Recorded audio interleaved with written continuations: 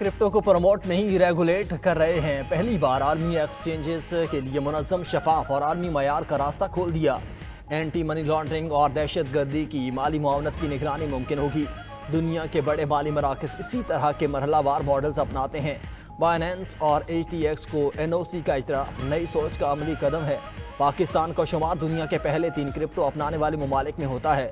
وزیر اعظم کے معاون خصوصی بلاک چین اور کرپٹو بلال بن ثاقب نے نیوز بریفنگ میں کہا $100 ٹریلین کا عالمی بانڈ مارکیٹ ڈیجیٹل ریلز کی طرف بڑھ رہا ہے. ہم نے عالمی مالیاتی نظام کے تحت بروقت اور درست فیصلے کرنے ہیں.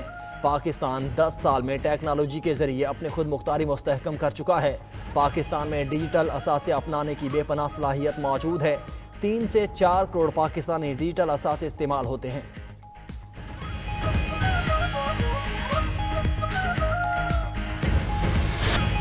ملک بھر میں سردی کی لہر برقرار. آج سے 18 دسمبر تک بارشوں اور برفباری کا امکان ہے. مری، آزاد کشمیر اور گلگت بلتستان میں برفباری متوقع. کشمیر اور گلگت بلتستان میں کڑاکے کی سردی. کاغان، ناران، گلیات اور مری میں سرد ہواؤں کا راج. سکردو میں پارہ -6 ڈگری تک گر گیا. سوات کی وادی کالام کے پہاڑوں پر ہلکی برفباری سے ہر منظر نکھر گیا. سیاحوں نے وادی کا رخ کر لیا. خیبر پختونخوا سے جنوبی پنجاب تک دھند کے ڈیرے. ٹریفک کی روانی متاثر. موٹر وے M1 پشاور سے رشکئی تک بند کی گئی. موٹر وے M3 فیض پور سے درخانہ تک اور M4 پنڈی بھٹیاں سے ملتان تک بند رہی. موٹر وے M5 کو بھی کھول دیا گیا. پنجاب کے مختلف علاقوں میں سمو کی شدت برقرار. مظفر گڑھ، رحیم یار خان، ملتان اور فیصل آباد میں فضا مضر صحت. لاہور 467 AQI کے ساتھ آلودہ ترین شہروں میں دوسرے نمبر پر آ گیا.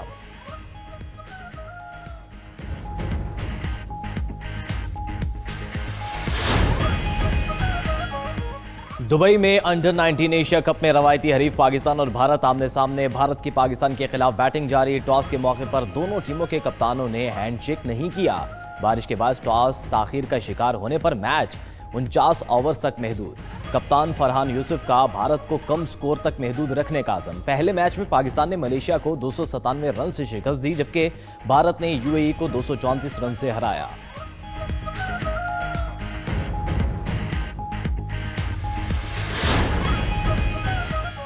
نیو یارک میں PSL کی رنگا رنگ تقریب آج ہوگی. PSL ٹرافی ٹور اور پلیئر فین مومنٹ ایونٹ کا انعقاد. پاکستان کرکٹ ٹیم کے کھلاڑی PSL ٹرافی کے ساتھ شام کو ٹائم سکوائر پر موجود ہوں گے.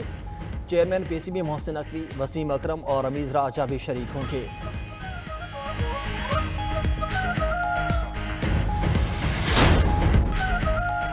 پنجاب سہولت بازار اتھارٹی کی عالمی سطح پر پریزر. سوئٹزرلینڈ کی مستند عالمی ادارے سے اعلیٰ معیار پر سرٹیفکیٹ مل گئے. وزیر اعلیٰ پنجاب مریم نواز کا پنجاب سہولت بازار اتھارٹی کی عالمی سرٹیفکیشن پر اظہار مسرت.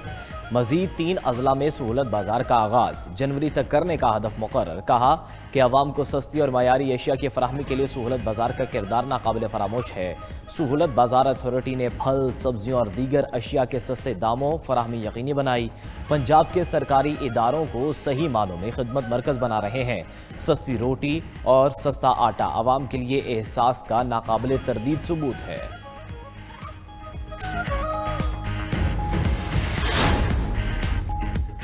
سندھ اسمبلی کے حلقہ PS9 شکارپور میں ضمنی الیکشن کا میدان سج گیا. ووٹنگ کا عمل شام 5 بجے تک جاری رہے گا. پیپلز پارٹی اور JUI میں کانٹے کا مقابلہ. آغا شہباز خان دورانی پیپلز پارٹی کے امیدوار.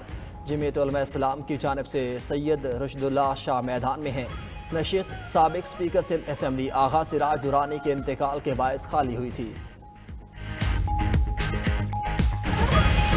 پاکستان میں بچوں کا اسکرین ٹائم تیزی سے بڑھنے لگا. اثرات جسمانی کے ساتھ ذہنی اور تعلیمی صلاحیتوں تک پھیلنے لگے. سروے کے مطابق بچوں کا روزانہ 3 گھنٹے سے زائد ٹائم اسکرین استعمال میں لگ رہا ہے. عالمی تحقیق کے مطابق بچوں کے لیے روزانہ صرف 20 منٹ کا اسکرین ٹائم ہونا چاہیے. قانون ساز بھی اس حوالے سے خاموش. 16 سال سے کم عمر افراد کے سوشل میڈیا اکاؤنٹ بنانے پر پابندی سے متعلق بل پر 5 ماہ بعد بھی کارروائی نہ ہو سکی. ادھر بچوں کے بے تحاشا موبائل استعمال پر پاکستانی والدین پریشان. کہتے ہیں بچوں کو موبائل فون کی عادت ہو چکی ہے. موبائل نہ دینے پر چڑچڑے پن کا مظاہرہ کرتے ہیں.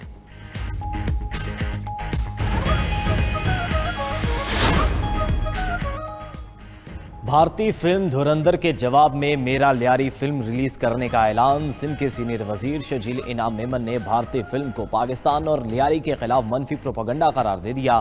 ایکس اکاؤنٹ پر پیغام میں کہا کہ پاکستانی فلم میرا لیاری اگلا ماہ ریلیز ہوگی۔ فلم لیاری کا اصل اور مثبت چہرہ دنیا کے سامنے لائے گی۔ لیاری تشدد نہیں، ثقافت، امن، ٹیلنٹ اور جدوجہد کی علامت ہے۔ مرتضی وہاب نے بھارتی فلم کو پیپلز پارٹی کے خلاف سازش قرار دے دیا۔ بولے جنگ میں ہارنے والا مودی پیپلز پارٹی کو ٹارگٹ کرنے کی کوشش کر رہا ہے۔ گلگت بلتستان میں عام انتخابات 24 جنوری کو کرانے پر سیاسی جماعتوں کا تحفظات کا اظہار۔ سخت موسمی حالات کے باعث آل پارٹی کانفرنس بلانے اور انتخابات ملتوی کرانے کا مطالبہ۔ الیکشن کمیشن کو باقاعدہ درخواست دی جائے گی۔ نون لیگ کے مقامی رہنماؤں نے گزشتہ روز قائد نواز شریف سے بھی انتخاب ملتوی کرانے کی درخواست کی تھی۔ رائے کے مطابق الیکشن مئی میں کرائے جانے کا امکان ہے۔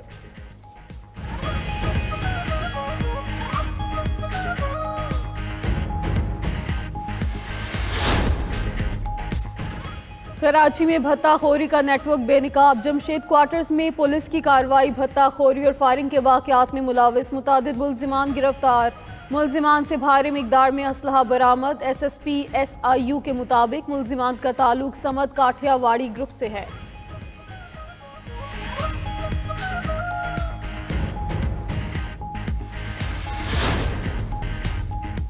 شام میں امریکی اور شامی فوجیوں کی ٹیم پر داعش کا حملہ۔ فائرنگ سے 2 امریکی فوجیوں سمیت 3 افراد ہلاک، 3 امریکی فوجی زخمی۔ امریکی وزیر جنگ پیٹ ہیگزٹ نے حملہ آور کو فوری جوابی کارروائی میں ہلاک کرنے کا دعویٰ کیا۔ امریکی صدر کا شام میں فوجیوں کی ہلاکت کا بدلہ لینے کا اعلان۔ ڈونلڈ ٹرمپ نے کہا کہ داعش سے فوجیوں کی ہلاکت کا بدلہ لیں گے، دوبارہ حملہ ہوا تو جوابی کارروائی کریں گے۔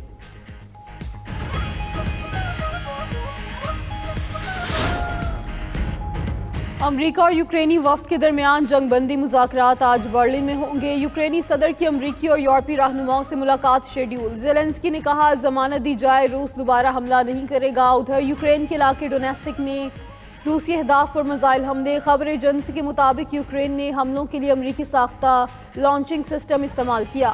روس کا بحیرہ اسود میں یوکرین سے مصر جانے والے بحری جہاز پر ڈرون حملہ۔ یوکرینی بحری جہاز سورج مکھی کا تیل مصر لے جا رہا تھا۔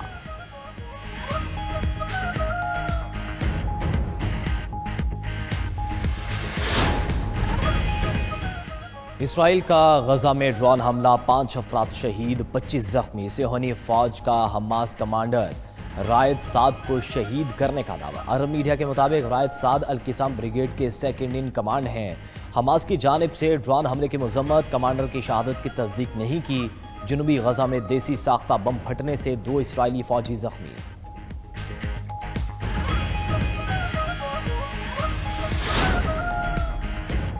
سوڈان میں دہشت گردوں کا اقوام متحدہ کے امن مشن پر حملہ، 6 بنگلہ دیشی فوجی جاں بحق، 8 زخمی۔ سوڈان کے متنازع علاقے ایبئی میں دہشت گردوں اور امن مشن کے فوجیوں میں جھڑپیں۔ خبر ایجنسی کے مطابق بنگلہ دیش اقوام متحدہ کے امن مشن میں شامل بڑے ممالک میں سے ایک ہے۔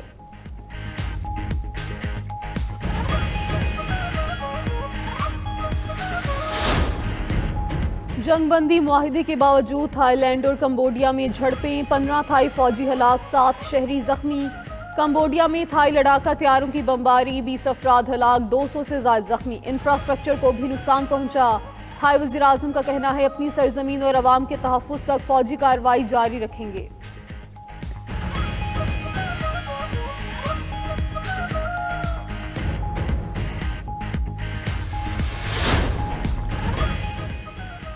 کوسوو کے سابق صدر ہاشم تھاچی کے خلاف جنگی جرائم کے مقدمے پر ہزاروں افراد کا احتجاج۔ شہریوں کا انصاف اور ملزمان کی فوری رہائی کا مطالبہ۔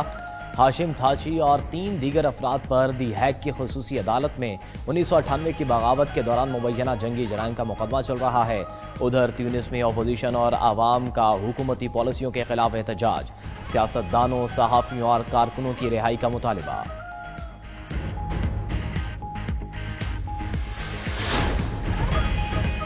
کراچی میں نیشنل گیمز کا میلہ اختتام پذیر۔ مہمان خصوصی فیلڈ مارشل سید عاصم منیر نے کھلاڑیوں میں انعامات تقسیم کیے۔ بلاول بھٹو نے فیلڈ مارشل کو اجرک اور سندھی ٹوپی کا تحفہ پیش کیا۔ آرمی نے سب سے زیادہ 196 گولڈ میڈل جیتے۔ वापडा का 84 गोल्ड मेडल्स के साथ दूसरा और नेवी का 36 गोल्ड मेडल्स के साथ तीसरा नंबर रहा। बिलावल भुट्टो ने नेशनल गेम्स को कौमी हम आहंगी की अलामत और एथलीट्स को कौम का फख्र करार दिया।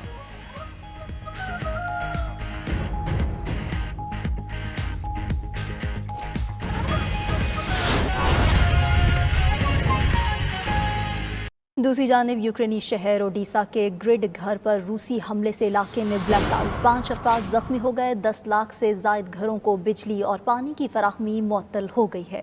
यूक्रेनी सदर का कहना है रूस ने यूक्रेन पर 450 से ज़्यादा ड्रोन्स और 30 मिसाइलों से हमला किया। मॉस्को 2022 से यूक्रेन के तवानाई के निज़ाम पर बाकायदगी से बमबारी कर रहा है, जिसकी वजह से मुल्क भर में रोज़ाना घंटों बिजली मुअत्तल रहती है।